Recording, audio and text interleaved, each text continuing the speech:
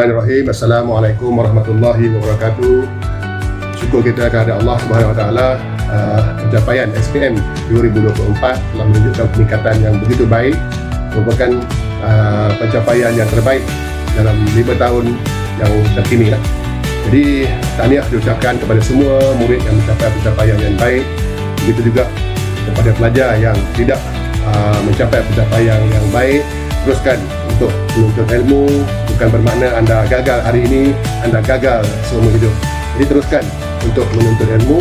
Dan tahniah juga, terima kasih kepada semua guru, semua barisan takbir yang telah menunjukkan komitmen yang baik untuk membantu anak-anak didik kita. Sekian, Assalamualaikum warahmatullahi wabarakatuh. Peningkatan berlaku peningkatan yang pertama dalam grade purana sekolah daripada 6.43 kepada 5.34. Jadi peningkatan kepada 1.09%. Yang kedua, peningkatan dalam peratus lulus ataupun layak menerima sijil daripada 94.55% kepada 95.56%.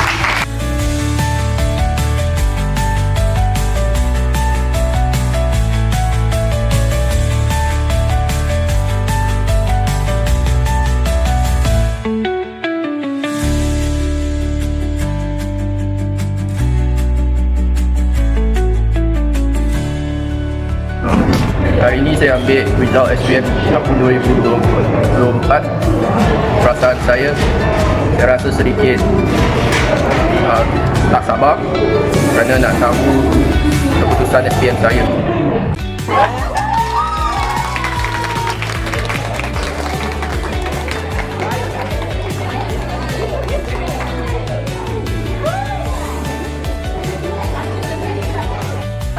Saya sangat gembira dengan bangga dengan keputusan SPM saya sebab dapat 9A. Tapi saya tak puas dengan keputusan fizik saya yang dapat D+.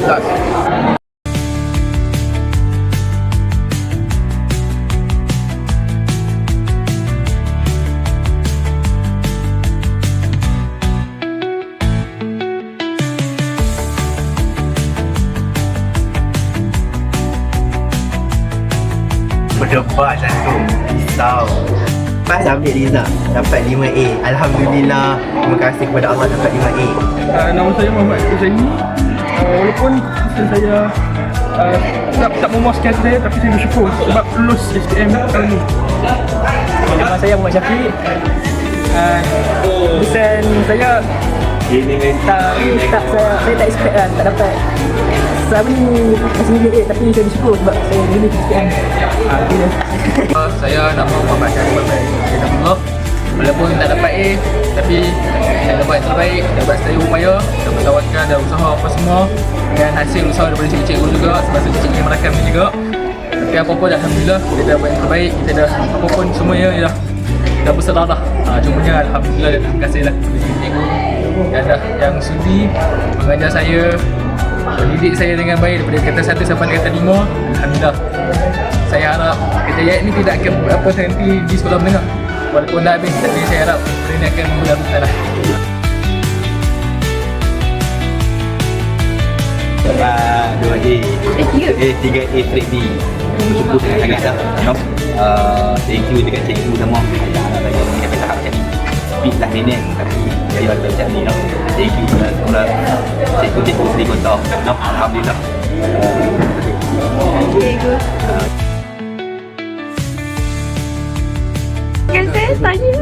Terima kasih cikgu-cikgu semua sebab ajar kita orang. Account A. Terima kasih cikgu. Rono. Atlas A. Dan terima kasih.